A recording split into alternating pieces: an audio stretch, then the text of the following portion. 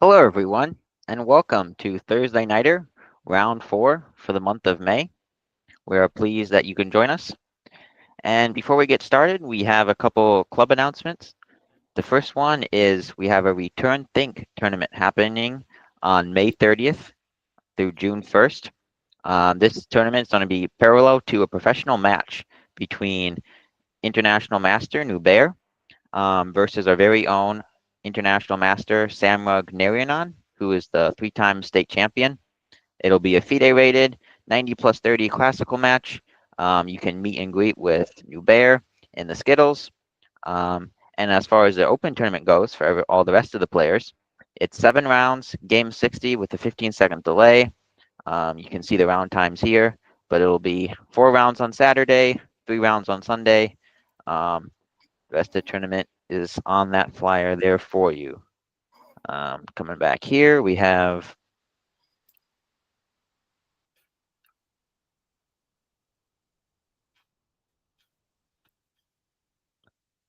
the training camp. It's the Carlsbad Pond structure. This is on Friday, May 30th. The training camp is from 5 to 8 p.m. The tandem simul is from 8 to 10 p.m. The simul will feature, of course, New Bear. National Master OK will also play in that. You can see all the details here, but definitely take advantage of this cool training camp you can get from a top player. You can see the cost there. There will be a discount if you choose to play in both the training camp and the simul and the tournament. So make sure to join in on this weekend of fun. And let's see here. And yes, as I said, we have this Minnesota Masters match between Samrug and Nubair, $500 prize fund. So nice to get some money for these top players. They will be playing 2 games, one on Saturday, one on Sunday. Very serious chess, 90 plus 30. And they will play tie breaks and Armageddon even if needed. So that will be May 31st and June 1st. And again, that will be parallel to the Return Think. So make sure to also check out those two playing. For our player profile, we have Norm Myron. He has a peak rating of 1847. He is a lifetime chess lover with over 2,200 rated games and a lifetime winning record and positive win rate, which is quite impressive. He is a tournament director of the Open section, partnering with Nathan to make Thursday Nighter a successful tournament. He's a generous house player who sits out if there are odd numbers and plays in both sections, reducing his tournament winning chances, but he's very generous and does this anyways. His best wins include Tyler Graff, Muhammad Tabagovic, Keith Smith, Reed Russell, Terry Louie, Meadhat Feaser, Kenneth Kaufman, Daniel Vojay, Jim Chappell, Michael Muff, Yuval Shamish, Jason Drake, the mighty Jason Drake, who was a national master and very strong player, and a notable loss to 1840 rated Sean Nagel. Most people probably can't remember Sean Nagel when he was that low rated, but yes, he was once that low rated. And yeah, so we can very obviously see that Norm has had quite a successful long chess career, and we looking forward to checking out his game tonight. Yes, yeah. So today he's playing against John Baker, and it starts off as a double e-pawn game and bishop opening, followed by bishop e7. And so it's by d3, it made it seem as if maybe White was playing for a slower system, but noticing that he hadn't moved his knight yet suggested he had other plans. And so he goes for f4, which suggests he's trying to go for a quick strike against the enemy king.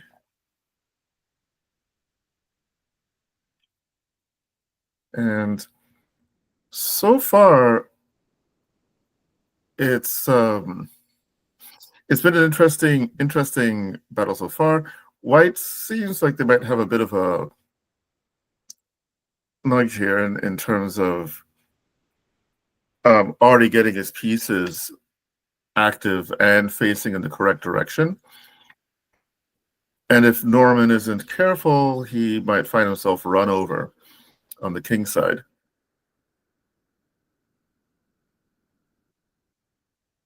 So, I don't know about you, okay, here, but I hmm, kind of feel like knight d5 is a move that looks quite appealing because, like, I'm a little at what surprised point? he, yeah, at one point, because he went for h3, g4, and king g2. But if you play knight Okay, d5, it seems it's you're a bit more forcing. Yeah, and I was worried about c6. Now he won't have that option, but yes. So, so you mean at this point playing knight d5 or before that, before h3, I believe.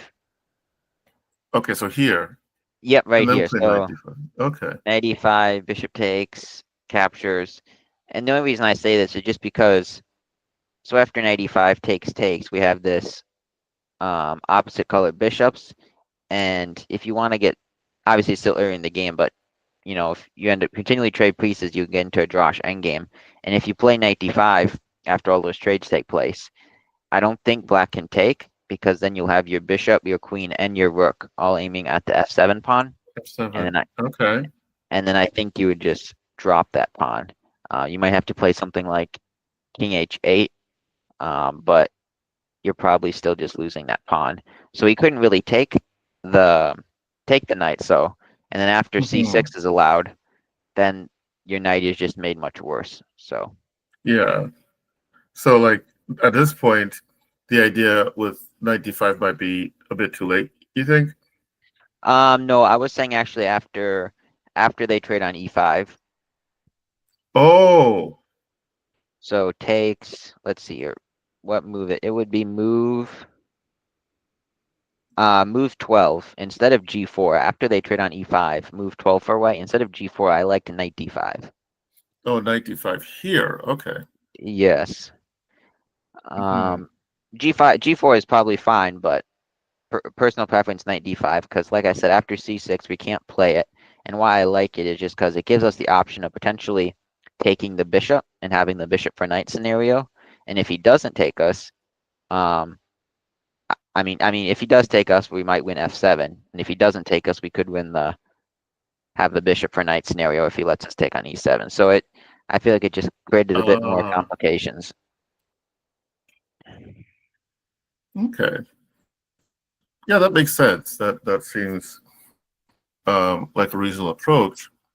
And yeah, so let's see. Let me back up a bit.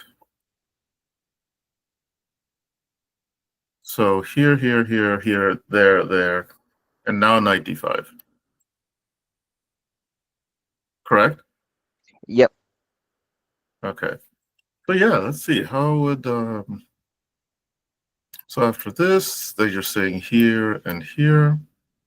Yeah, and it's nothing major, but I slightly prefer it to the game, just because I Hmm. feel like only white can be slightly better now, just having the bishop. Okay. And how the game goes. So the game goes like so. And huh. Well, who knows what happens after knight gets to e3 that maybe it gets exchanged off. And we have oh, that's oh wow. All of a sudden, um there's some trouble. So if you played something like this, now that is a very friendly gesture. So he goes back to defend the back rank.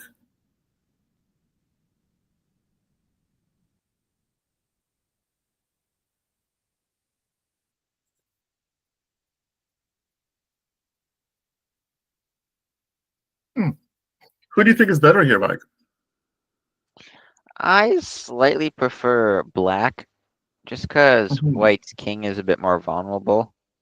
But I could very well see this being a draw. No major advantage for either side. Okay. I'm wondering here. if white is able to get h4 and g5 in, then f7 might be a liability of sorts, right? But then, on the other hand, would that be opening up white's king? I don't know. I guess it depends on where black goes, where they would draw with their queen here, which is preemptively defending f7. So, okay. Mm. Um,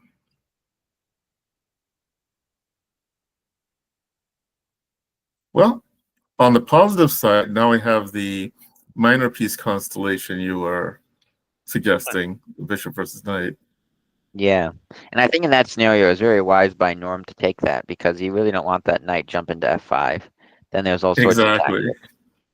Yeah, exactly. So, for example, if he had played, I don't know, we'll find something random, maybe rook here.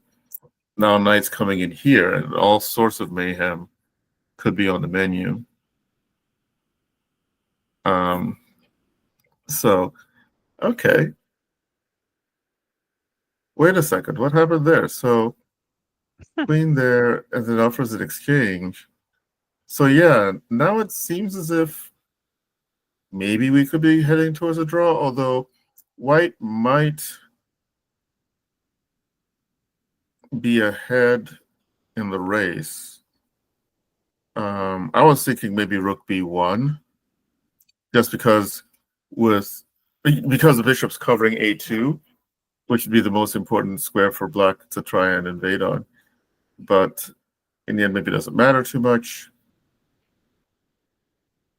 This is one of those positions that may look and may actually be even, but it's not drawn. Mhm. Um, I mean, it could be drawable, but there's still fight to be had here.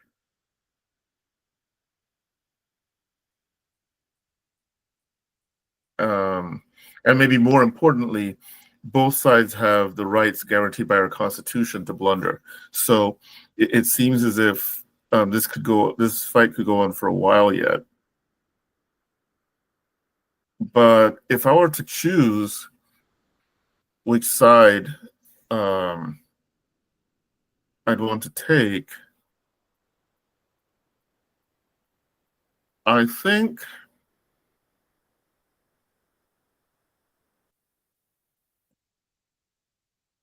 I'm a bit partial to the knight here Hmm.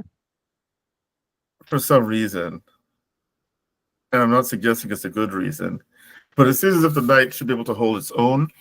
And with the pawns on the king side on light squares, if they can be frozen there, then a knight coming maybe via g6 to f4 could be rather annoying. Yeah, I slightly prefer white, but it's very, very minor. That knight is also a solid piece.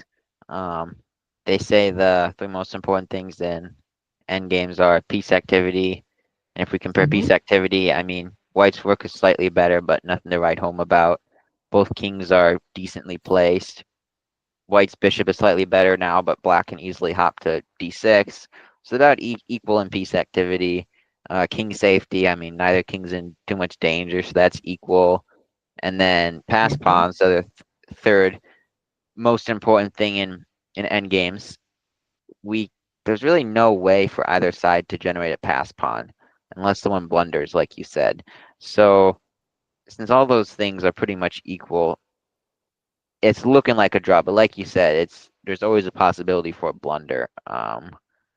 But Yeah, I'll be curious to see. We'll come back to this one in a bit. There are some games that have completed already. Maybe we'll look at Terry Humphreys versus Eric Galan.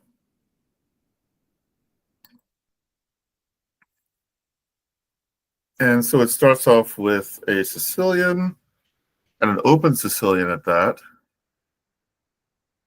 And is this one Taimanov? Hmm. I don't have my opening lines down, so I really couldn't give you a good answer there. Yeah, I'm always trying to tell. I know there's a lot of there could be a lot of transposition, but I think a6 first is a con and knight c6 first is a timing off. I'm probably wrong, but I guess it doesn't matter. They're both chess moves, right? So Yeah. um, a3 looks interesting. I don't know if that's a common move in this position. I would suspect moving either of the bishops might be more common. And if I remember properly, I think there might be a G. It could be possible to play G3 here too, I think. But okay, A3 was played, probably concerned about the bishop coming to B4.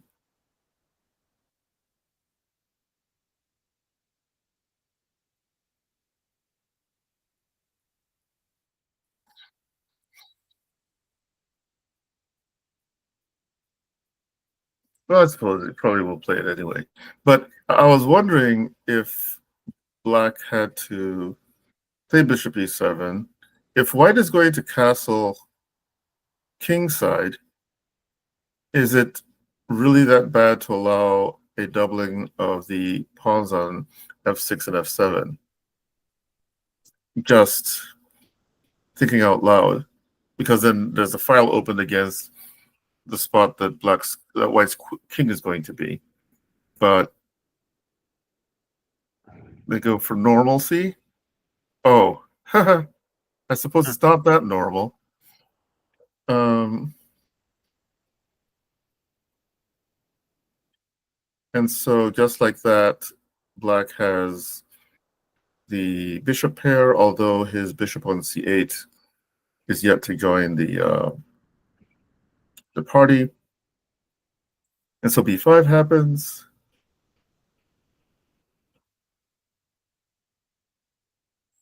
Okay. So it seems to me like bit by bit. Oh, whoa, whoa.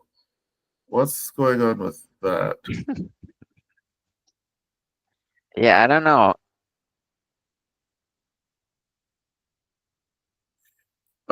So for one thing, black could play bishop d2, bishop takes c3, and ruin white's queenside pawn structure.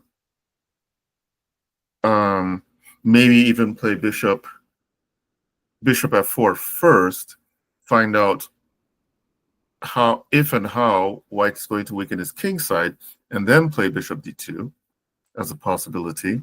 And c5 is not bad, but I guess think that might um, create a more permanent structural advantage. Then again, maybe black wants to keep both bishops on the board to help in an attack later. Okay, well, I guess I spoke too soon because bishop d2 happens anyway. And all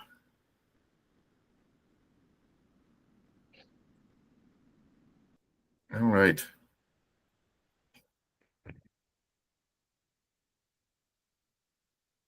So it seems like black has a stable advantage here. And the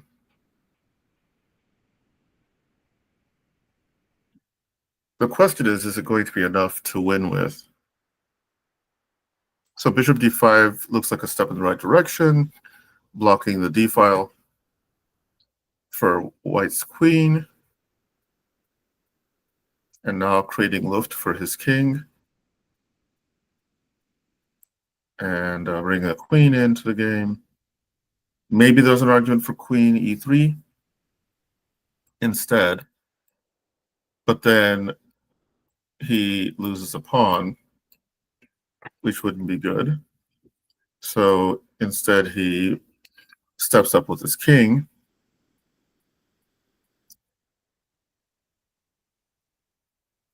And now the problem is how exactly does black break through?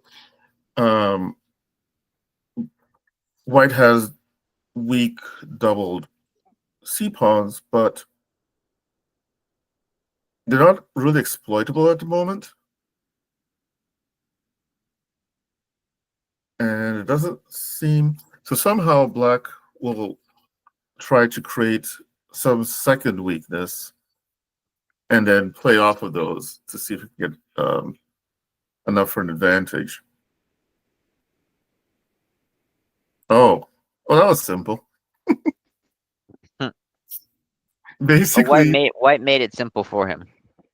yeah. So bishop here and then queen here. And so I suppose bishop f3 might be needed here, Yes. where white has decent drawing chances, I think. Okay, so he slipped and missed that the queen was overworked. Hmm. And now it's pretty dangerous for.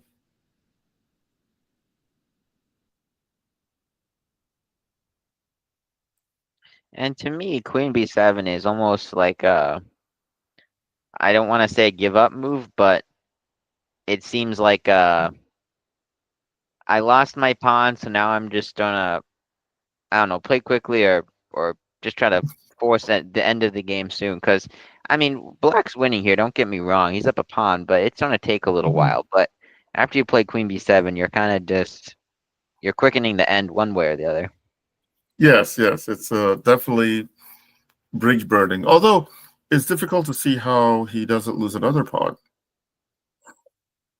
After Queen B7, you can just go Queen E1. But if you play like King H3 instead as White, um, Hmm.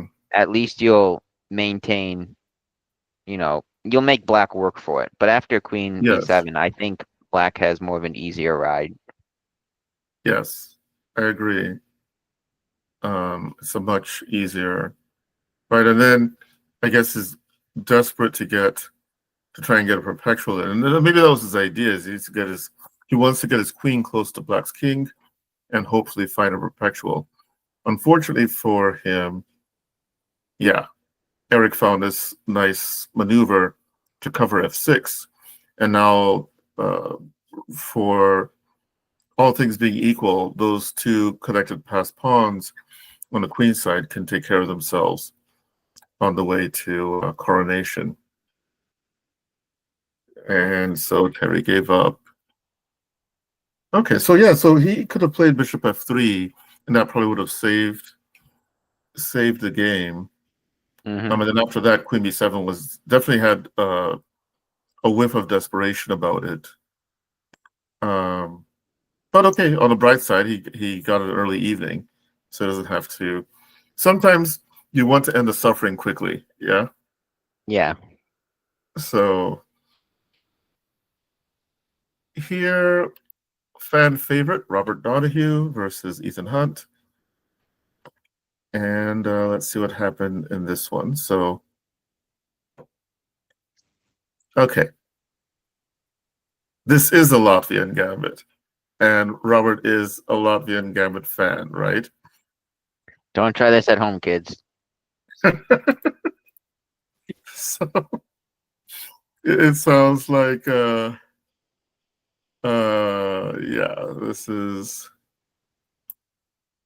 it's tough.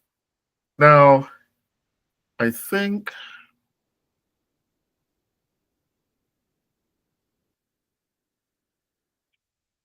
why does this look familiar? Because Robert played it before. That's why it looks familiar.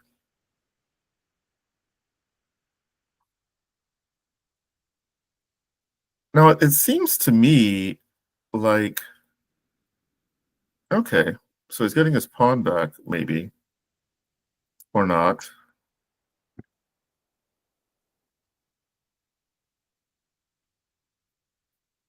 Yeah, I don't know why he went for that A pawn push. It seems like he just could have taken the D pawn back.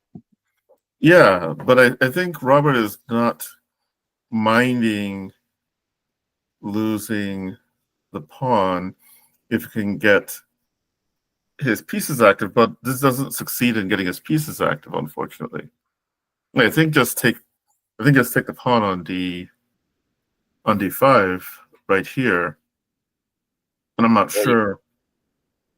Yeah, do it while you can. Yeah, yeah, I'm not sure. Oh, whoa, whoa, whoa! Maybe he doesn't want to end up losing having to give up his bishop because there might be something like this. Oh no, you're right. Yeah, because it's a I didn't see the discovery. I just thought the bishop could move back to discovery. Okay. Yeah, yeah, yeah.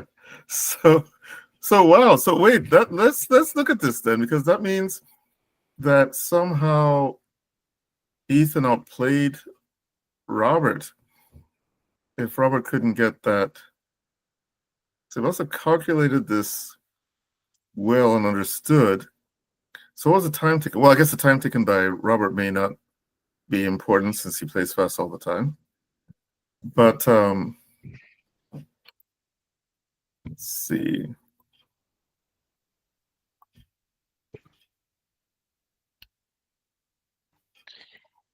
Yeah, this.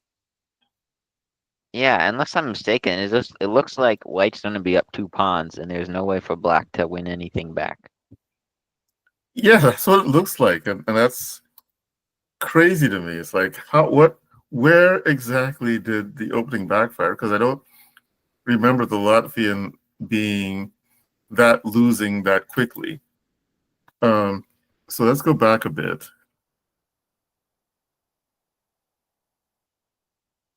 35, knight of 6, which doesn't seem to have a good reputation at all in the master database. Bishop c4, and I think um, among strong players, queen e7 seems to be the move here. d5 is a new move. Hmm. Uncharted waters. Yes, at least it's a new move in terms of the masters database. Now, it actually has been seen in blitz games rather frequently, and actually a lot. And so I wonder if there's some online revolution. I mean, it doesn't score well, but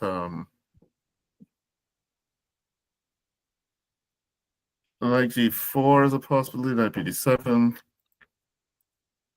Oops. Well, that's Sorry. well, that's kind of in accordance with what we thought. Not Yeah. a very nice advantage for White. Yes.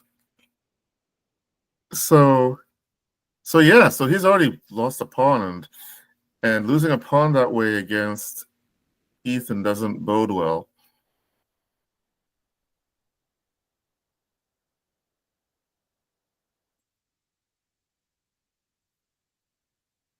Hmm.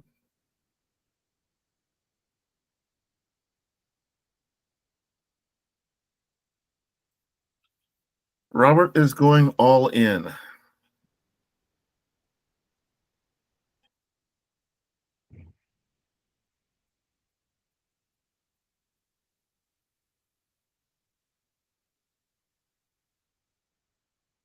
Oh, attacking the knight on c4.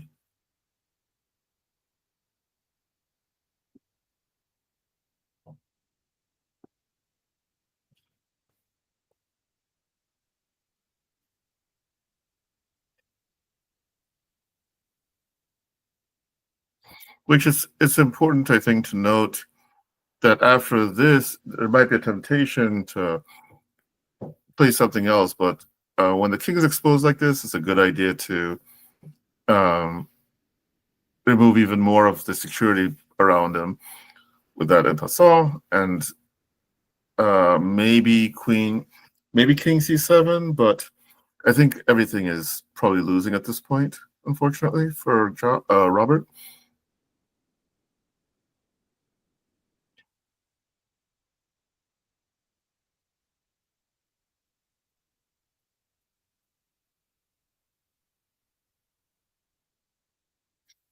Okay, and Robert gave up. So a very strange game in a way. I mean, I know Ethan's pretty well prepared, and so might have actually seen these positions earlier, or at least this idea earlier.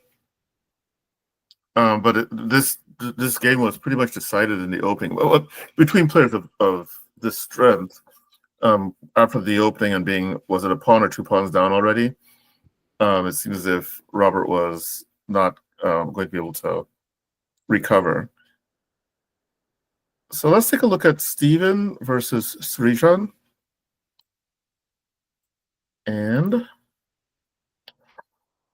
we have lots of e4 games. You're a recovering e4 player, right? Yes, Or it's a so good you way to must put be it. yes. So, you must be loving this. You should probably be leading the opening discussions. So this is like Vienna, right? Yes, Vienna, which I should really start playing more often, but I do like this opening. We had a Vienna-like position earlier. Was that the John Baker Norman Myron game? I think. Yes, I believe it was the first one we looked at. Yeah. So yeah, when I was younger, one of my friends used to torch me on the white side of the Vienna, so I had to figure out. He had this. It was also an interesting setup where sometimes the knight would come to e2, and other times it would go to f3. Hmm. Um, but yeah, we'll almost always get some really annoying attack on my king. So I've given it a healthy respect. I believe Dan Voge might be or was a Vienna guy. For some reason, that sounds right. Yeah. Okay, yeah. So this is okay. Maybe I went too fast. Let me come back a bit. All right. So we have here, which seems like normal opening principles, getting the pieces out and castling. And at this point, white seems to have more active pieces. And so therefore, maybe a bit of an advantage, but nothing special yet. And now putting some pressure on black's position, because that pin might be difficult to deal with. And after knight e5, it looks like that's losing material, actually. That's what I thought as well. Yeah, I think that's losing material. So, yeah, okay. Loses a piece. So Stephen must have missed a detail there. Um, the detail being that the knight on f6 was under defended. Hmm. And but it wasn't obvious until 95, where as long as white was able to play bishop d7, distracting the queen. So at this point, there's only the bishop attacking the knight on f6. So one attacker, two defenders. But then after 95, now there are two attackers on f6 and two defenders. And then after rook takes and bishop takes, if the queen takes back, now it's 2 against 1 on f6. And so there's I reading about, I think it was former world champion Max Ove, who said something along the line. He was talking about Karpov's games, and he says that um, Karpov seemed to have this ability. His pieces seem to all be connected by a string. Like everything always seemed to be defending each other, so it was very hard to attack and win any of his pieces.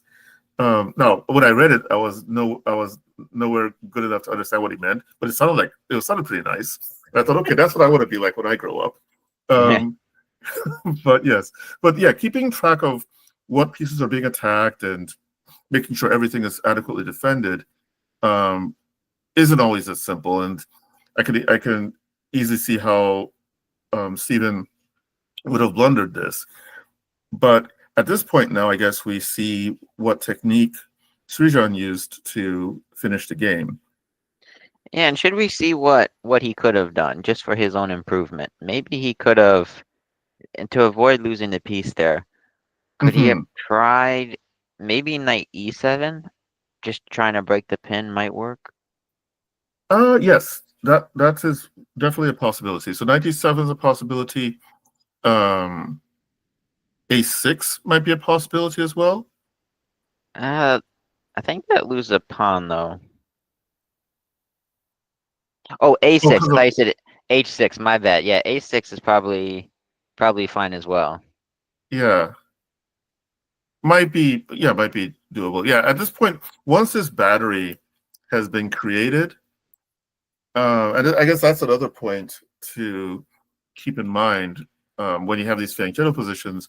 That once the queen is allowed to join the battery on that diagonal, then it becomes harder to remove the pin on f6. But yeah, maybe a6 here is a possibility. Um, I suppose 97.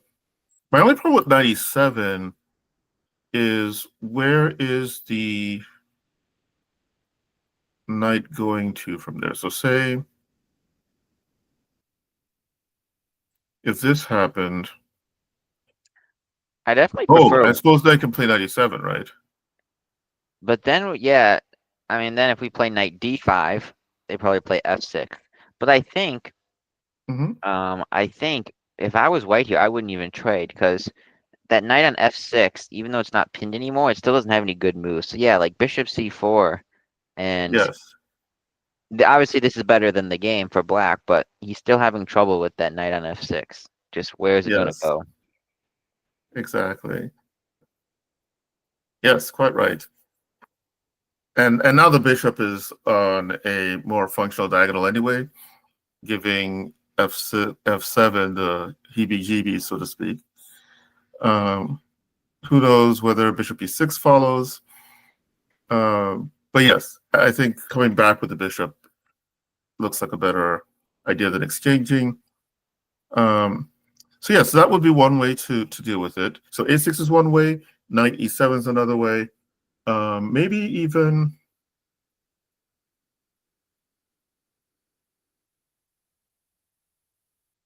It's a I was sad looking at move, something. but queen c8 might work. It's a Yeah, sad move, but that's what I was looking at too. I was looking for a third option, and queen c8 came to mind. But yes, um, it seems like the kind of move that you probably don't want to play. But okay, you don't argue with necessity in chess. So if if the other two options didn't seem appealing, queen c8 might be a possibility. Anything to get out of that pin, I think, is the mantra.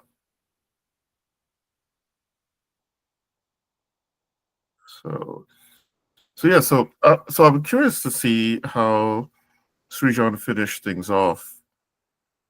Um, oh, oh no! I liked Rook G6 here. Bang!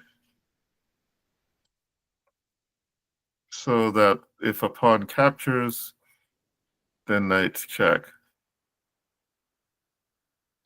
Um, and notably the continuation after rook g6, if either king f8 or king h8, we say rook g8. Oh, the oh rook yeah. captures. Oh, the rook No, captures. Never mind. The rook don't captures. be too fancy. So yeah, Don't be too so that fancy. works. That only works after king f8. So after After king king f8, f8, yeah. yes, now here. Although after king f8, I thought of an improvement. on your variation. Oh, mate. So so it's important not to get too fancy. But yeah, Yeah. it seems as if Srijan missed that opportunity. Um, and then knight, then d5.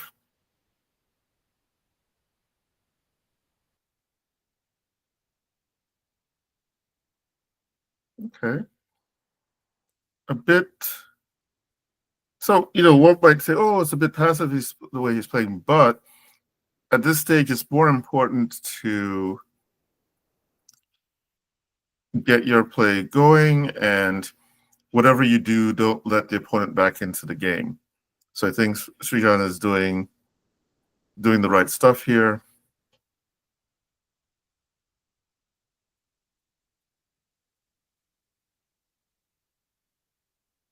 Ruh-roh. Ouch. So, all right. Well, it was going to happen. It was going to happen sometime, and I suppose this is as good of a time. So, and it was a checkmate. Let's see. We haven't looked at Connor and Nathan, and they're playing on top board now. Nathan has 4 minutes left to Connor's 40. Now, I don't know if that means that Nathan is playing a simul or Connor is just playing his normal quick chess. Nathan is playing a simul. He's also playing Kevin Landman. Ah, okay. Oh yes, I see him here, and he's got 7 minutes on that one. And okay, well well that one's 3 minutes 3:36. Let's go to that game. Let's go to the Nathan Connor game. See what's going on there. So Scandinavian with Queen D6.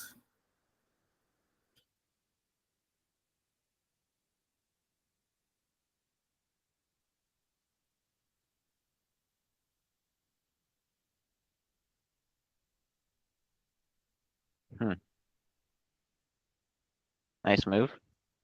Ruh-roh. So But actually, no, never mind. I thought it could be more interesting, but I think this is just good for white. yeah, it seems as if White's in trouble. Now, I was wondering if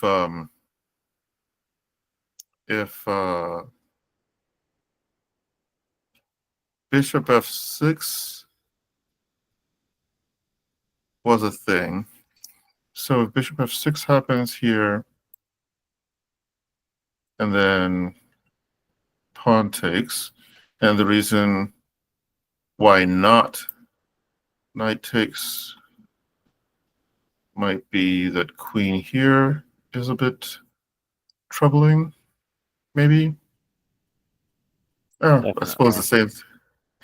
same. So then, but even with pawn takes, well, I guess he could play here though, Mm-hmm. but now it gets kind of weird. So this is actually um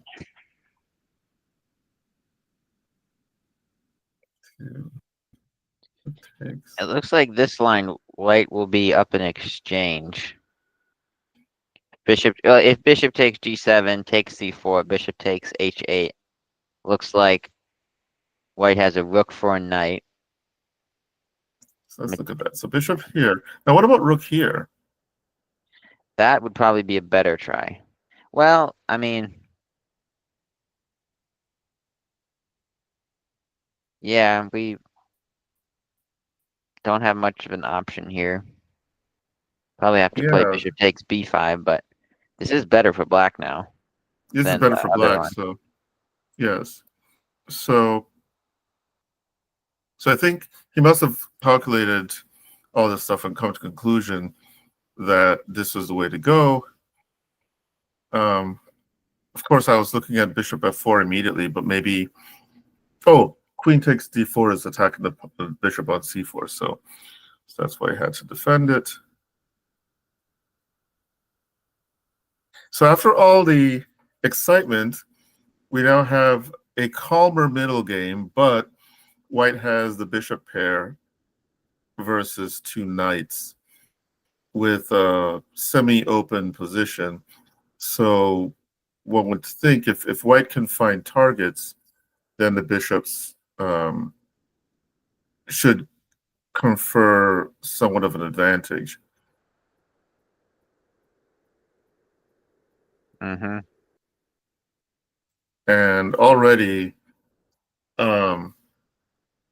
those Scud missiles on B1 and C1, combined with the rooks that can transfer along the third rank, black might be in trouble soon. So Queen E2 is attacking the pawn on B5 and keeping pressure on the E file. And so at this point, it looks like white is kind of probing, seeing what black lets him do. And now he's strengthening his position a bit, preparing to double rooks. Now he succeeded in doubling rooks. And now the one knight has to go back to help defend E6. And it seems like every move is a probe. So now the knight on D5 isn't sure about what it wants to do. So the rook comes to help defend. Huh. So could he be trying some... Oh, I suppose there's a tactic on H6 Mm-hmm. to watch out for. And now the question is there a decent discovery against the queen on B8? And I can't find one. So Nathan comes back with his bishop, again probing, trying to see if he can have some exploitable weakness. And then Connor doesn't want to go down without a fight and tries to create his play on the queen side.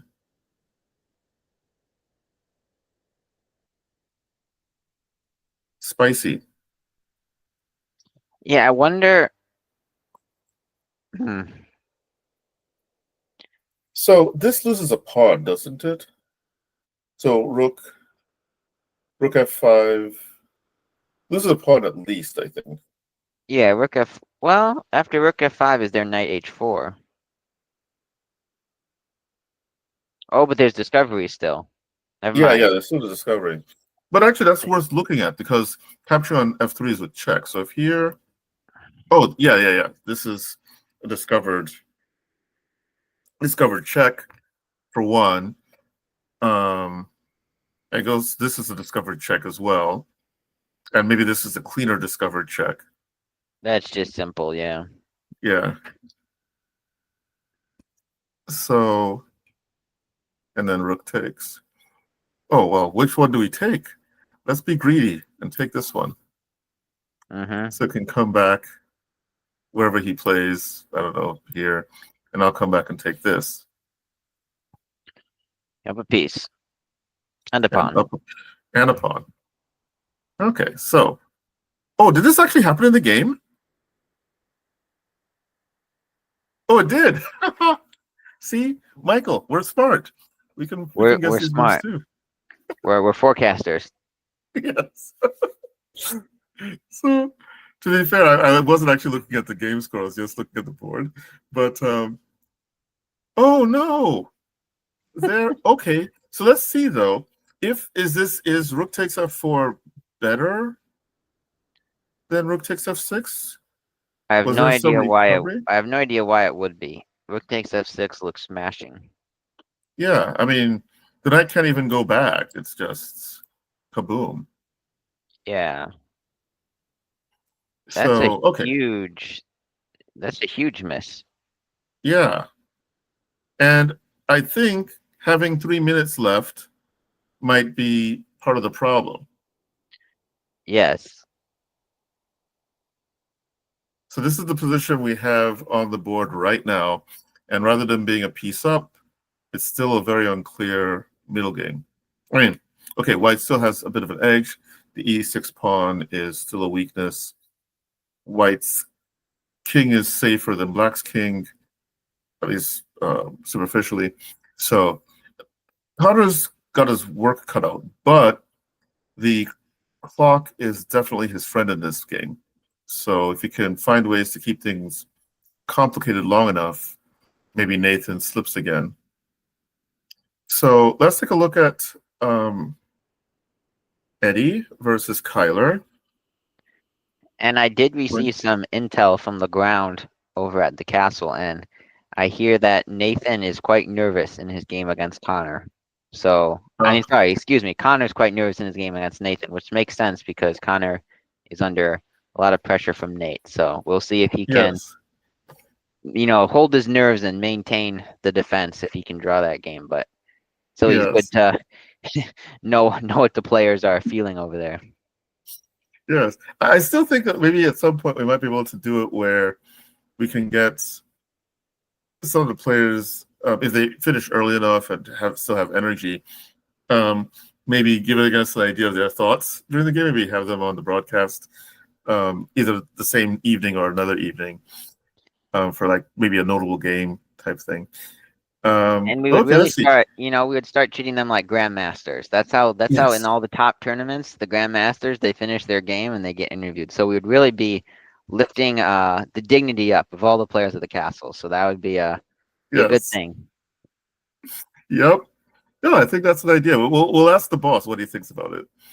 So we have Sicilian, and I'm going to guess it'll be a theoretical battle of sorts, considering the players involved in this game. So it's an open Sicilian, and oh, I know this is a thing, but I don't know what the thing is called. If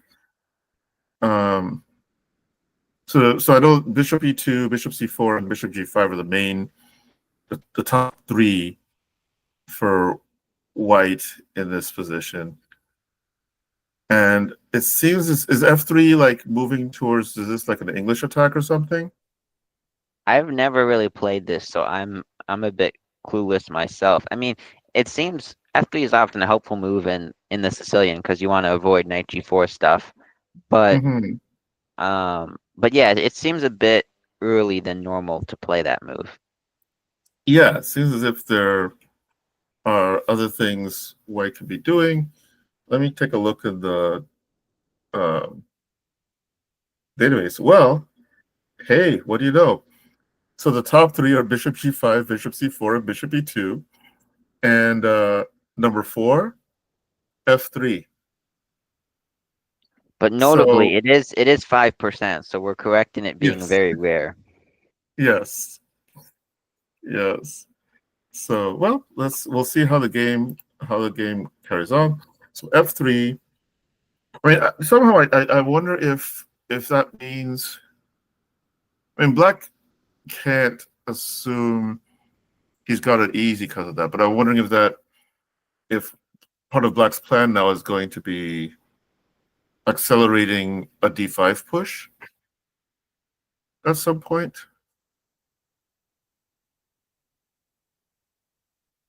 So now I guess, hmm,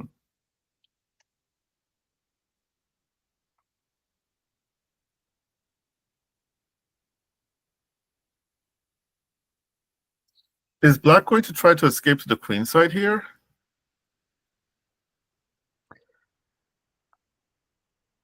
Huh. It This actually looks looks like a, yeah. Sorry. it looks like it, yeah. I mean, it's weird because he's acting like he's going to attack on the queen side. So if I'm him, I would almost leave my king in the center. I definitely wouldn't castle king side because that's just, Oh no. you're just going right into the eye of the storm. But if you leave your king in the center and continue pushing p on the queen side, black just might have a nice position. Yeah. This is So, by the way, the moves. So Bishop C6, which I wasn't exactly sure what was about, was meant to prepare the retreat knight D7 if need be. So it was anticipating the G5 push. And here in Rook G1,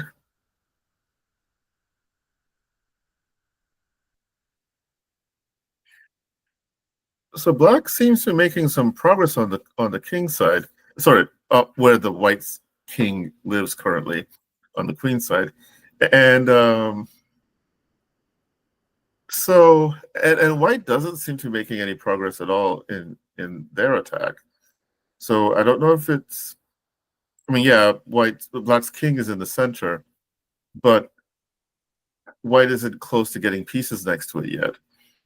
A buddy of mine once described the Sicilian defense as an opening where black is trying to goad white into making all sorts of mature positional concessions and using his king as bait, right?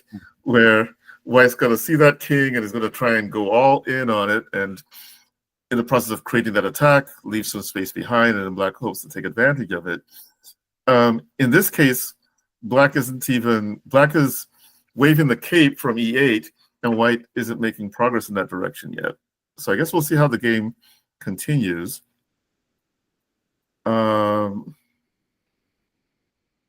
Okay.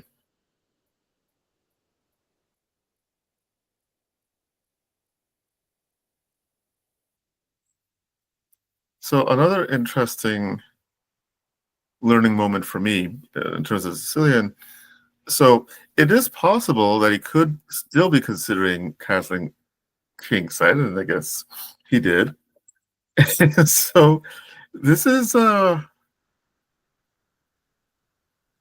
interesting. I'm not exactly sure if the king wasn't safer on E8 or C8, but An interesting point I'd like to add is that what I've noticed a lot, maybe it's because I play a lot of Blitz and Bullet, but is that when you have the opportunity, like Kyler does, to open up the A file, like he could have played Mhm.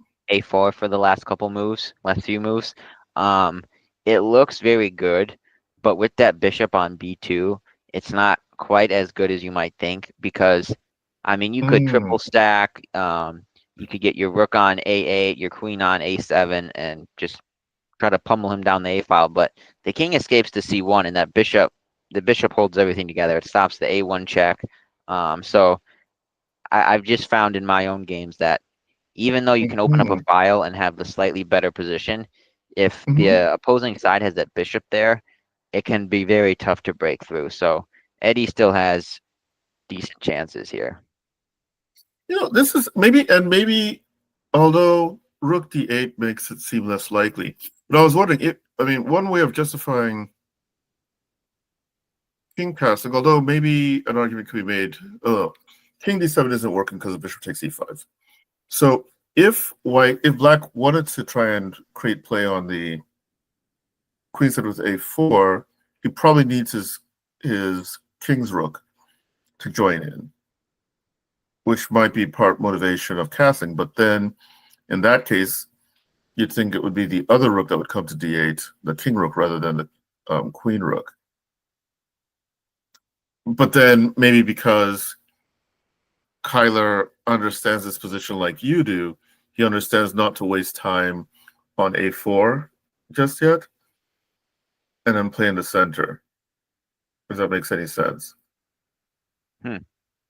Yeah. I'm not sure. I mean, if he felt that like playing A4 and then trying to triple on the A file wasn't going to yield results, then it kind of makes sense to then work in the center. Because right now, after making fun of um, Eddie's pawn's reluctance to engage the black king, they seem to have lost all their shyness now and are marching down the board. So white is making progress, and black probably needs to make some sort of counter, probably in the center. Yeah, I do. Yeah, I feel like black can throw an a4 at some point, but like I said, it's not too dangerous for white. And the only thing white needs to be careful of is not to take that pawn, because if takes a4, bishop takes a4, you're only inviting trouble on yourself. But I think Eddie's playing this wisely, just opening up the king as best he can, and now he has Yeah, that pawn on g6, which will forever kind of make black's king feel a little bit uncomfortable. it's a definite thorn in the side, and I can imagine knight g3, knight f5, or knight g3, knight h5, adding some pressure, maybe adding f4 in the mix somewhere to bring the bishop, open up the face of the bishop on b2. Yeah, all of a sudden, white's prospects seem preferable. Black hasn't made much progress, and white has definitely made progress. Now, I think this is a critical point: is does d5 actually liberate black, or um, do the open lines backfire on black? And we'll find out soon enough, I think. So, I like it. I like it. yes, I do. It's very nice.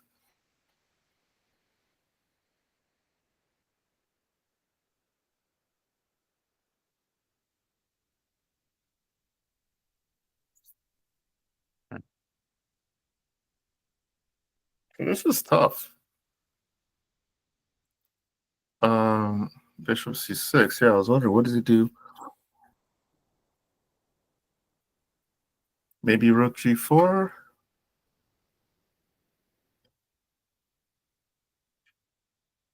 I still want to make some sack on h6 work, but it's not quite there yet. So Yeah, it's.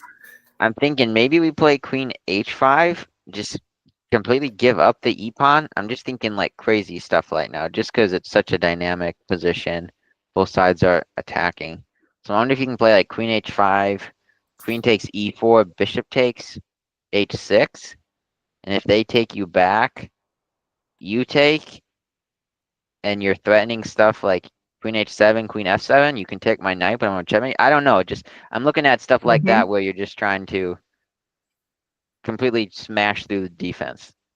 Yeah, I think that's the right approach. Yeah, I think rook e1 is too passive. That white at this point, white has made the positional concessions and needs to break through, or he's done. And so queen h5, I think, is definitely just seems to have more practical chances to it. After rook e1, it's like white will be groveling for more than a minute. And this is where we are currently. Now, Eddie has 42 seconds left on his clock, if this is accurate. Mm. Although it seems like the clocks have stopped. Oh, no, it's still um, Kyler's move, and so he's thinking of what to do. So let's see the other Nathan game against Kevin Landman. Let's see, are we missing any other one? Okay, so let's look at this. See, we're going. Meanwhile, it looks as if in the other game, Nathan won. So we'll see how that finished. So we got a Nimzo Indian and which is a fairly typical position. This.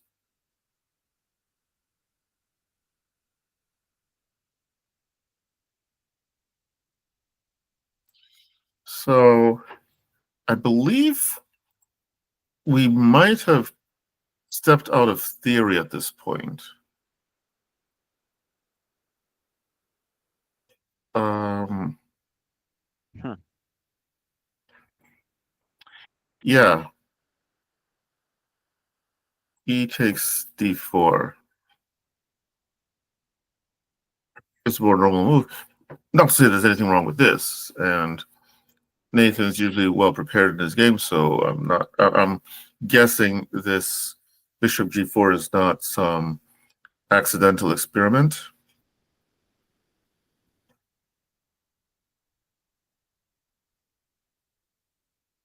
Okay, I don't like Kevin's position here at all. It seems as if this guy is going to be a major factor. The queen's probably going to be able to swing over to the king side, so maybe something like this, and this, and this, and this. Sorry, this, and this. And of course, while black is doing all of this, white will be, I don't know, um, eating crumpets or whatever, and then he'll get mated, would be the idea.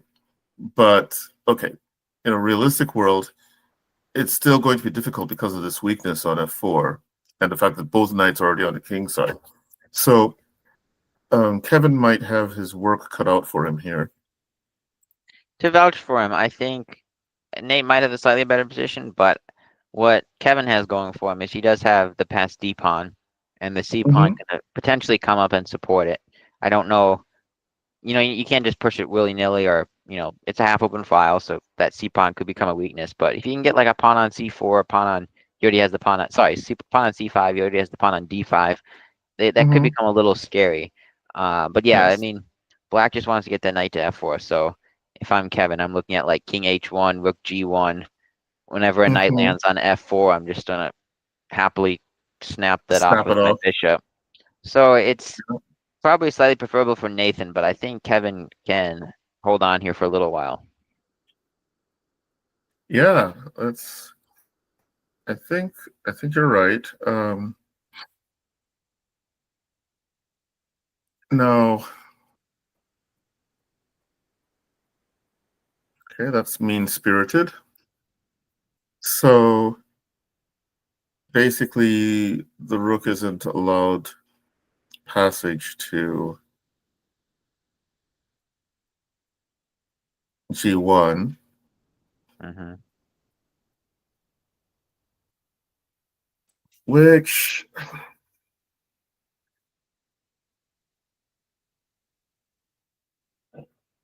excuse me. He's getting the counterplay in. He's forcing black to deal with his threats. Yes.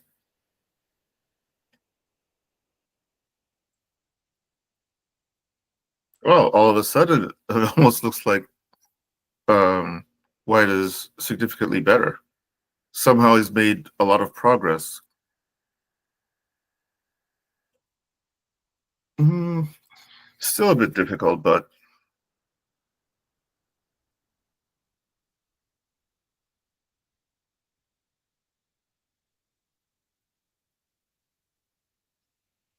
Hmm. so I'm wondering, is queen g5 working? I think that Oh, that loses a wonders. piece. That Yeah. loses a piece. Okay. Yeah, sorry, that looks a bit too good to be true. Uh, is queen g6 working? I suppose he can still play here. At least he's losing the bishop pair.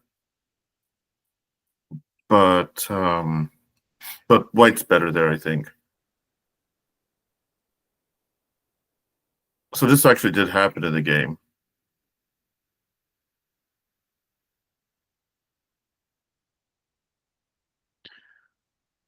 Hmm. So this is the position we have right now. And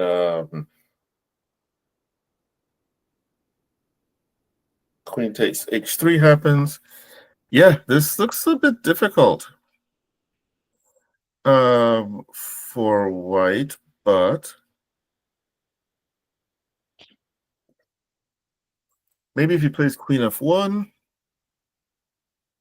might be the only move. And Yeah, but bishop takes f4 is possible too, I suppose. Yeah. with queen f1 though, we get queen takes f3.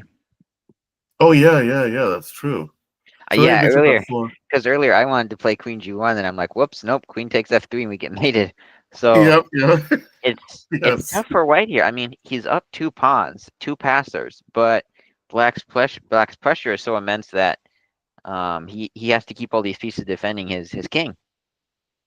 And on top of everything, so I was thinking, okay, maybe a bailout would be bishop takes f4, but then that means that the pawn on c2 is going to on c2, f2 is going to need some TLC.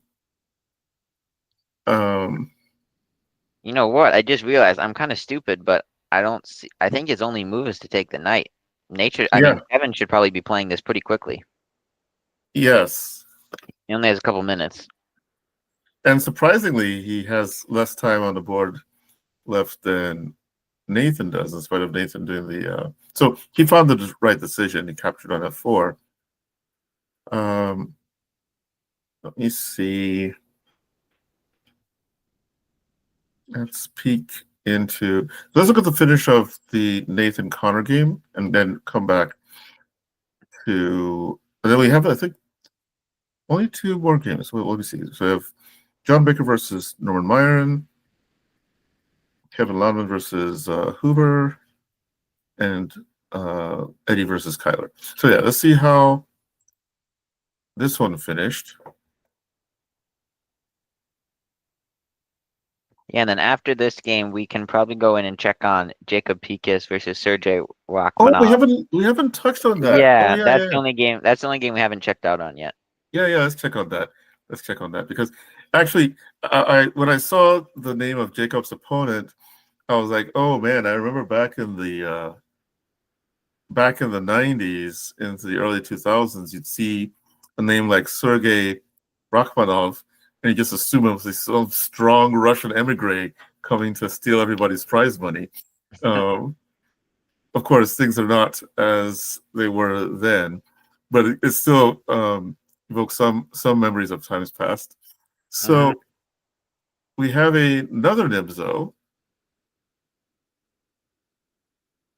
and this almost looks like a repeat of what we saw in Nathan's game against Kevin Landman.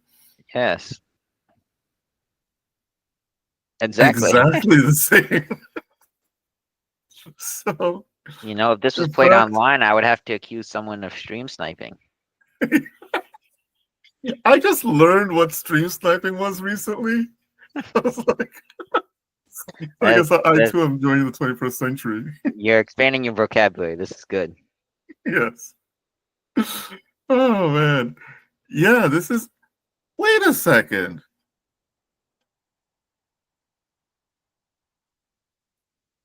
Hold on a second. I'm going to.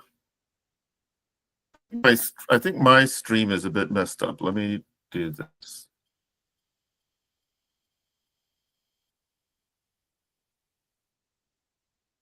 Okay. All right. These are different positions. So, all right, let's go back to the beginning here. Oh, okay, And yeah. yeah, I was I like, just went. I just went to was, my Lee chess board. And I'm like, yeah, definitely not the same game. yes. Okay, this seems more like it. So, so we have like well, I guess technically it's a Benko opening right now with G3 and Bishop G2, and likely will turn into a Reti or English versus Slav position. So now we're kind of in Reti slash English versus Slav. Well, I shouldn't say versus Slav versus QGD because we don't know what Black is going to do with the C pawn. And now it looks like Black is willing to enter into a Tarrasch type structure or a reverse Benoni if he eventually plays D4. And so they're still KG not willing to fix the pawn structure yet, either player. And now Sergey commits to D4, which is a bit double-edged. So in a lot of the reverse Benoni positions, Black plays D5, D4, and then will often follow up with e7 to e5 in one move. In this position, if he does get to e5, it'll be in two moves, but white is banking on the fact that his space advantage will more than make up for the lost tempo. This is I've been on the white side of this position a couple times, and it's not that easy. So it'll be curious to see how Jacob goes about playing this. And already, if you're someone looking for a decisive game, the recapture on d4 with the c pawn spices things up already, because now you have an asymmetric pawn structure, which makes it tense on both sides. So black is going to likely be playing in the center and king side, and white will be trying to play on the queen side.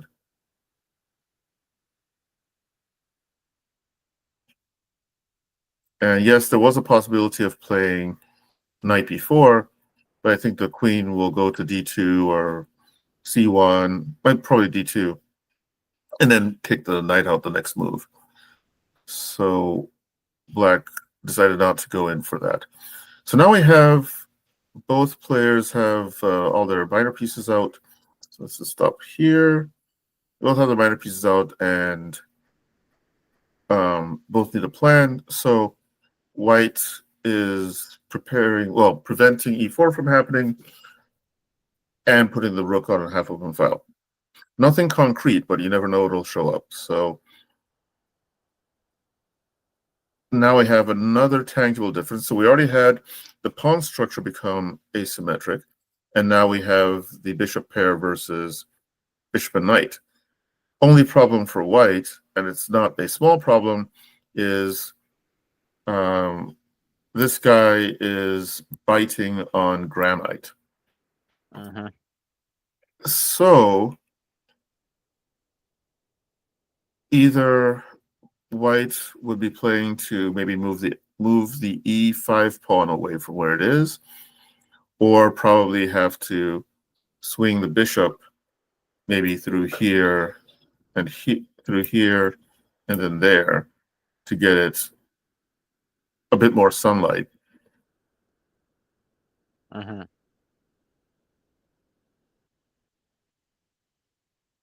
so exchanging off pieces here actually can be a bit of a benefit to white.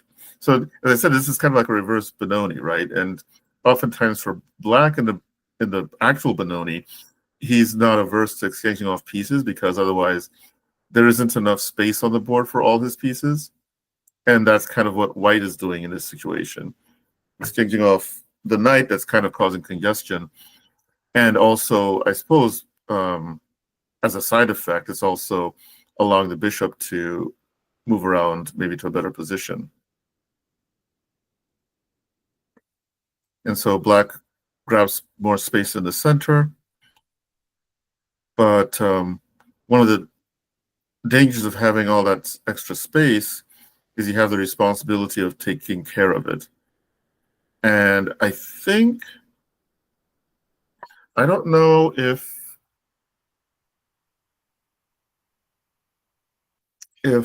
black had a way of preventing it, or maybe he didn't think it was that important to prevent it. But oh, there's that. Well, I was actually looking just strategically that after queen d2, one of white's threats was to play b4, Yes. which wasn't really addressed by bishop e7. But it turns out that even though b4 might still be good, maybe winning a pawn is even better. Which, of course, this pawn win only becomes a thing because the bishop moved to e7, blocking the rook's view of e6. And okay. So the guy is saying, nope, I'm not going to roll over. You need to kill me first. And okay, this is a bit of a radical decision. But then if it works, you don't argue with necessity. And so now we have so black is trying to create counterplay, and f3 hopefully will help with that. Hmm. Oh, Yeah, I was always thinking like in a position like that, you're the one who's able to often sack back. yes. That's the danger of being the one. When Sergey decided, okay, I don't want to be down a pawn. I want to just go up I want to be down the exchange, whatever. You do need to be careful because usually in those situations, white's the one who gets to decide when to sack back. So now he sacks Yes. back, but now he's just going to be up a couple pawns. So I think rook takes f4 is a good practical decision Rook from takes f4 was an excellent position because yeah. I mean decision I should say, because all of a sudden all of black's hopes and dreams dashed, Hmm. and after recover, now you have which maybe you don't even hurry to take them.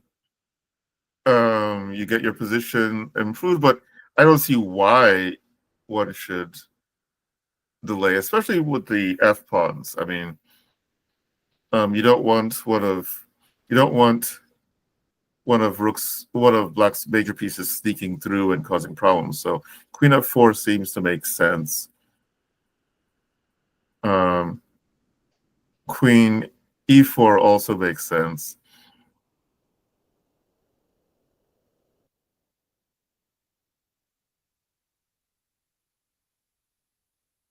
Wow. So this would be good if, You didn't have queen e5. yeah, because I'm looking at queen e5 now, and and it's important to put the queen on e5 rather than e7, uh, just to keep things sort of simple, so that if black tries a desperado like so, the queen can come back to g3.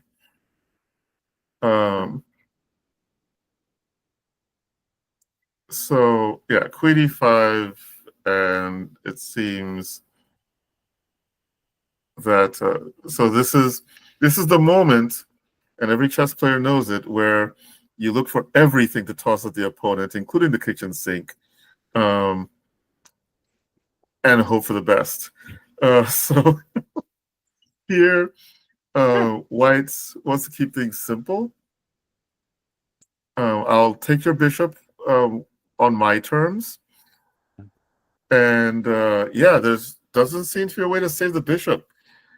The ah, this Jacob is um, very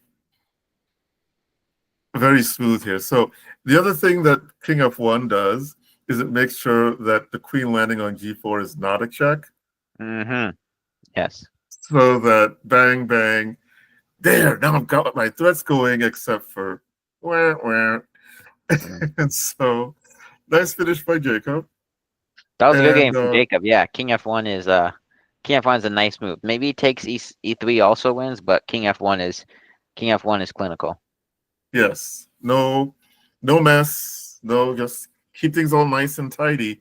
And yeah, the morsel on e3 will go if and when White wants it to go. So yeah, that was a nice game. And for me, as I said, I played the White side, and I found it interesting how Jacob proceeded to try and address the pawn structure,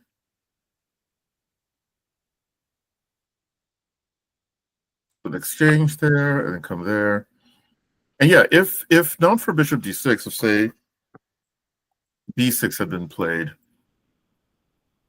then I think the logical thing would probably be b4 here. Because as I noted before, the reason why bishop d5 worked is because the bishop on e7 covered up the face of this square. Hmm. But yeah, I think in this position, maybe if b6 had been played, now you play here, and Still a complicated game, but I think I like White's chances. Um, so yeah, so that should be good preparation for Jacob, who I believe is going to be making. Oh, actually, you're making the trek with him, aren't you? Yes, yep. Going to Yes. Chicago. Yep. Cool. So let's see here. Oh yeah, so we were going to look at what happened at the end of this game.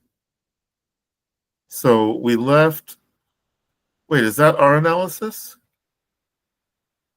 That looks like our analysis.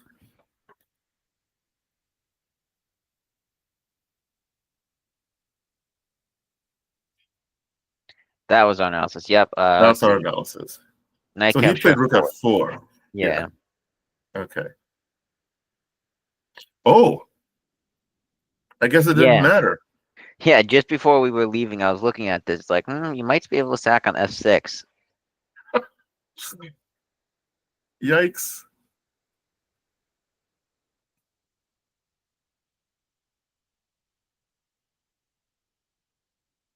Wow, this is looking painful.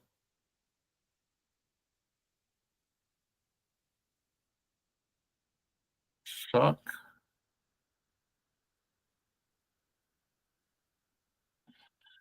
So I guess Connor's nerves got to him. Although, no, that's not true because he didn't really have a choice after. So we left at this moment. Sorry, why does this keep thinking? Okay, there. There you go. So we left at this moment, and we were discussing Connor's nerves, but uh, Nathan didn't even give him a chance to think about said nerves because he sacked immediately. And so one question is this the same? Does it have the same results if the king had moved to g8 instead of h8? And maybe it doesn't matter that much, but I think it's still winning for white, but I think you make a good point. If g8, I think black has better chances. I'm looking at like king g8, rook takes f6, queen f6, and then maybe rook e8 so he can't take the pawn on e6 with. yeah, So you're still worse, but you're surviving. yeah, I think there might be a better chance of survival there. But yeah, Nathan, once he had the initiative like this, he was not going to be denied. Which is a nice setup, by the way. This you put the rook there, so now the king's in a box, um, forcing this to be checkmate. So this is just an interesting visual nugget to keep in for the next bullet game or something. Um, so what do we have left? We still have. Oh, so let's see what happened here. Okay, so this happened. Threat is queen g2, checkmate. Bishop takes, pawn takes, rook there, and h5. So it looks like h5 is for the purpose of allowing rook d6. And so there's no back rank checkmate. And rook g6 will be the finish, excuse me, for white's position. So rook c2 happens. Oh, that's even better. I was actually wondering if he could do this anyway. Yeah, Um, it looks awesome. yeah, seems as if that might be um, more annoying to see over the board, but this is okay. This is working. Um, okay, and I guess he saw queen f3 and resigned. Or queen Huh. f1. Or queen f1. One's main one, one's main two. Either will do the job.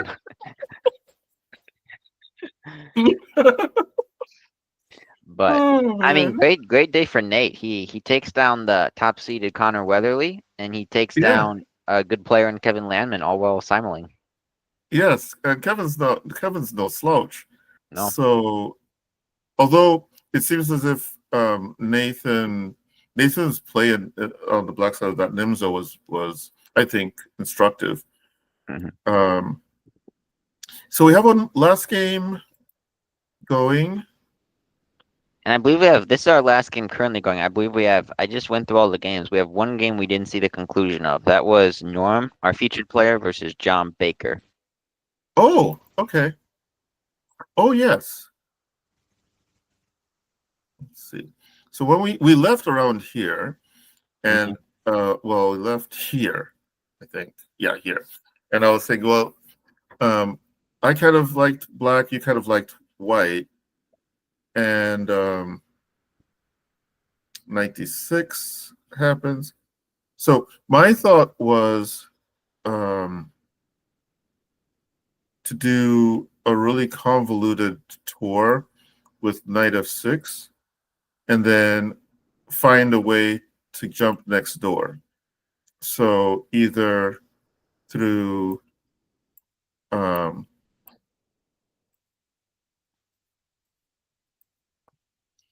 or alternatively, and by the time the player of the white pieces sees all these arrows, he'd be so dizzy that he'll just resign.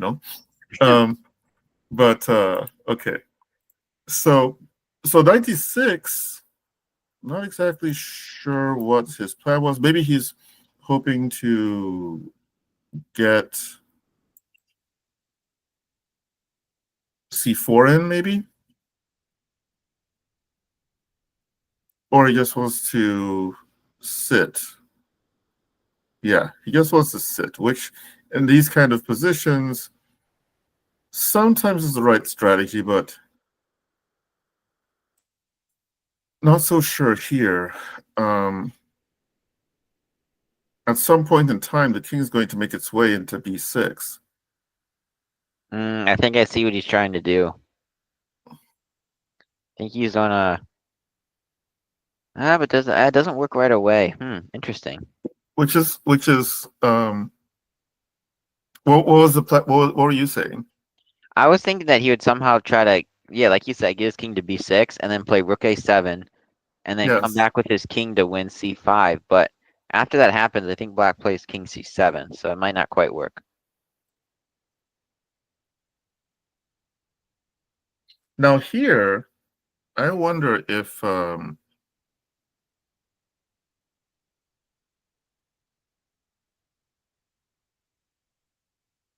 Oh, does rook a8 just win? yeah, And that Rook a8 looks interesting. There's knight c8. there's knight c8 though, which is the problem. Yeah, knight c8, which is also why rook a7 would be a losing blunder. Um, Yeah, yeah, yeah. oh, whoa! John found a good one. Bishop e6. So basically, we're trying to disconnect the king from the rook, and oh, this is actually kind of sweet. Rook there, and all of a sudden, black is losing the endgame. We both missed that. He found it. Wow, that's a nice tactic. Yes, quite. And now this one is pretty much over. Black can resign with a clear conscience. Wow. Well, poor Norman. I think he needed to find a more active plan Mhm. because in this position, way back here, sorry, here, I think it's imperative. If the knight is going to do okay against the bishop, if it's just the knight versus bishop and the rooks are off the board, then probably taking a passive stance would work in this sort of position. But with the rook on board, there's always that dynamic chance that the rook and bishop might combine better than the rook and knight, especially if you're just staying passive and allowing white's king to get into position. So yeah, if you can imagine that knight being on f4, I think it's a very different type of game. Yeah. The only thing I wonder about that is if white might try h4 h5 to stop the knight from getting to g6 and hence f4 to follow. So I wonder if But yeah, no, go ahead. yeah. So because I had looked at something like that too. So say knight here, right? And so we're looking at this. Yes. Okay. And then say we play here. And for argument's sake, say let's just say white plays as it did in the game, because I want to give the opportunity for this to happen. And now we come back to And you take this have square. yeah. I think you have made slight improvement. I think I would even prefer what I like about this is I would even prefer the knight on f6 there instead of Yeah, knight f6 because then this is improvement. You make a good point because now white's king can't easily leave because then you just take the g4 pawn. exactly.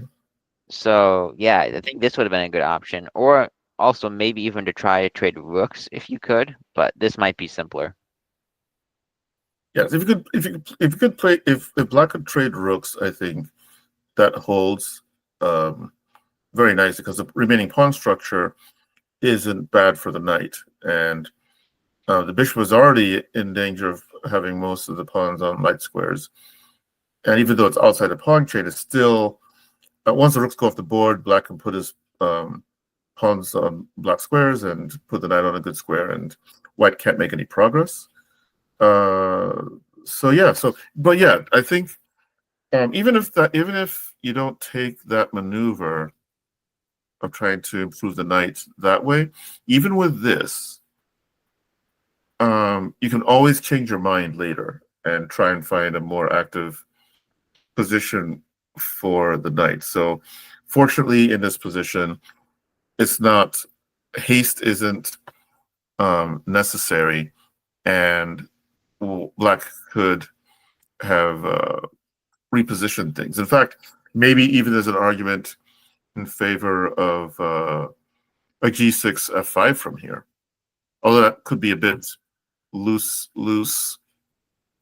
but you should be doing something a little bit active, because just sitting back awaiting execution, even though the king's entrance on its own didn't provide the win, the fact that the king had improved its position so much, look at this square versus this square in terms of a king and pawn ending. During the time that black was going back and forth, white improved his king position, and that's why this liquidation was so strong. Because then once the pieces came off the board, yeah.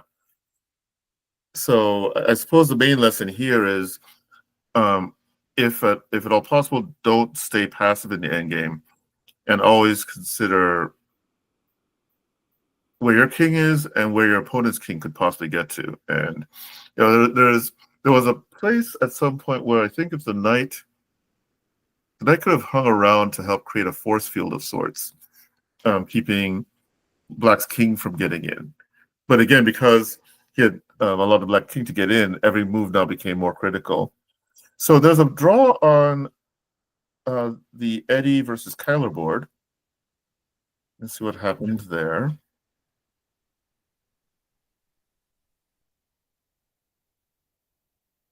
Okay, so we were here.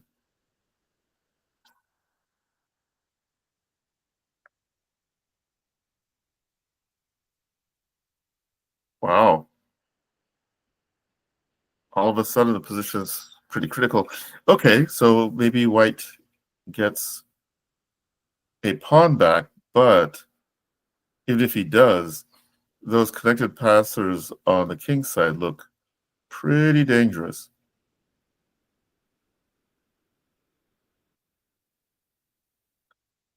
Hmm. Yeah, this looks very good for Kyler. Yeah. I wonder if he got sort of flabbergasted by the fact that Eddie refused to find a really bad move in his time trouble. Let's see how this goes, because I don't see. Yeah, it's looking difficult. How does. Oh, no, that's still not losing. So, how does Eddie escape this? With notedly a minute on his clock. Yeah, this is a miracle if I've ever seen one. So, um, Now I wonder if, yeah, if maybe Kyler would do this, but just pushing the G pawn and even sacking it once it gets to G3, just so you can play mhm, H7, I mean H2 and just queen. yes.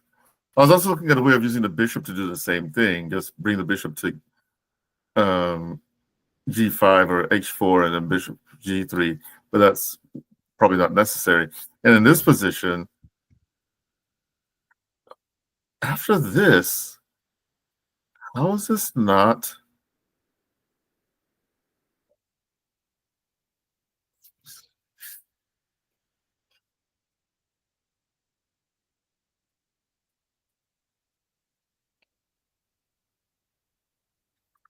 Uh, is Queen G2 not getting the job done?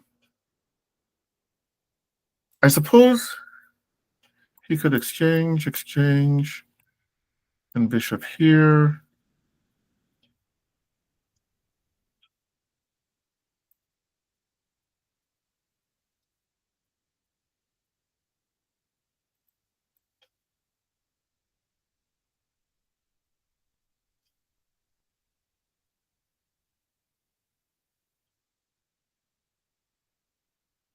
Hello?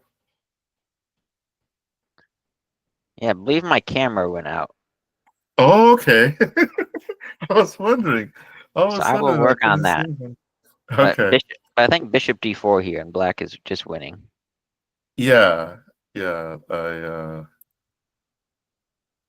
I pull that up. Yes, bishop here. So yeah, so it seems as if maybe Eddie got away with something here. But even this should probably be winning under normal circumstances, except for, oh no. So maybe the key here is Queen E2. Now, if here we go here and we're covering this square, because I can see Mm-hmm. the designs for a perpetual right here if he doesn't cover that square, which is probably what happened in the game. Yep, saved by the perpetual. Nice. Oh, Eddie, slippery Eddie. So I think you Oh, did yeah, find this. I think you did find the save there. I mean the win there. If he would have traded and gone Queen E2, right? Is what you're pointing out. yes. Yeah, Queen E2 covering H5. And then after this, now here. And it seems like that should be enough to get the job done. Because it doesn't even see, I don't even see how he gets to the H file in any way. Or even gets the, I suppose he could come down here. But no, Yeah, and now it's no. all over. Yeah. And notably, Kyler was low on time here too. So that I'm most assuredly explains why he missed this. Because if he had more time, Yes. I'm pretty positive he would have seen this idea. No doubt. Yeah, Kyler doesn't usually miss this unless there's time pressure. So, and yeah, both of them were low on time, and it's very easy under the circumstances. And it's like some of our learned reflexes. You want to make sure your queen is near the queening square for your pawn, and so you're going to choose a check that's near the queening square. And in time trouble, you're not looking at all the other niceties, unless you're Hikaru or Magnus. Yeah. Wait a sec though. Are we being a bit too hasty? After after Queen E2 check, Mm-hmm. and let's say King H3. What if queen e6? I wonder if that's an option. So sorry, yeah, Oh, h2, but queen e6. Is there any hope there for Eddie? let's see. I see what you're getting at. Yeah. So if king here, um, The line I was actually looking at was king h7, queen okay, h3. yeah, I think this actually still works for Eddie. I mean Kyler, because then the king wiggles out. Queen f5, and maybe queen f5 isn't precise, but then king h6. And now if queen back to h3, we go queen king g5, and then we're out free. But he could have gone queen g3 there. So this is very complicated. so here and then queen g3, right? Yeah, and you can't play queen g4. It's still very complicated. Yeah, this is still very complicated. It's not a done deal. So, oh wow, yeah, yeah, maybe this is. So that brings us back to maybe it brings us back to the question of if after that we should have just done queen g2 immediately. And then here does white have to play king b1? So king b1, and I think that loses to this. Oh, yes, pardon me. I guess the king doesn't have a good square then. Because king a3, I'm worried about bishop e7. Yeah, bishop e7 just loses because then queen takes h2. Yeah, yeah, yeah. And then we can't go to a1, right? Oh, Same actually, idea. how does he solve this problem? Oh yeah, because of bishop g6 then queen it. Yeah. So then he said, and what's the next line? And if king a1, it's the same idea, right? Yeah, Yeah, king if king a1, same a1. idea. And king b1, you just refuted. So, yeah, maybe. Yeah, this is not the position you want with a minute left. I'm getting confused myself. And we don't have the clock running, so yeah. But that'll be that. So after king a1 and queen h2, that's the kind of move that pit in your stomach shows up if you're the player of the white pieces after taking advantage of a cross pit like that. But yeah, so yeah, maybe queen g2 might be the cleanest way. I don't know if it's the only way, but it might be the cleanest way to to clean things up here. Because yeah, I don't see. Let's see. Yeah. So he only has three. Well, I guess he could play here too, and then just lose that way. So yeah. Well, a nice escape for Eddie, and as obviously we don't have to worry about our flag falling, and yet we are not seeing all the niceties in the position. There, I was feeling um, triumphant at finding Queen E2, but even that's not enough. Hmm. So let's see, maybe um I think that might be it. Actually, all yeah, the games. Yeah. yeah. So like that's all the games. So we get to sign off for the night. Any other club related info or I believe the only other thing is the just the sponsor for the stream would be chess goals. They're simple chess courses for non-grandmasters. You can learn complete repertoires in under 100 lines. And local national master Matt Jensen, he's the one who creates these courses, and you can use the coupon code CASTLE to save 30% on any purchases at chessgoals.com. So make sure to check that out and take advantage of that discount there. And once again, thanks to Chess Goals for sponsoring this stream. So I think we'll be signing off, folks. Thanks for checking out all the great games tonight, and it sure was a lot of fun. This was the only draw. All the games were decisive besides this battle yes? between Eddie and Kyler. So I think we'll be signing off. See you All guys. right.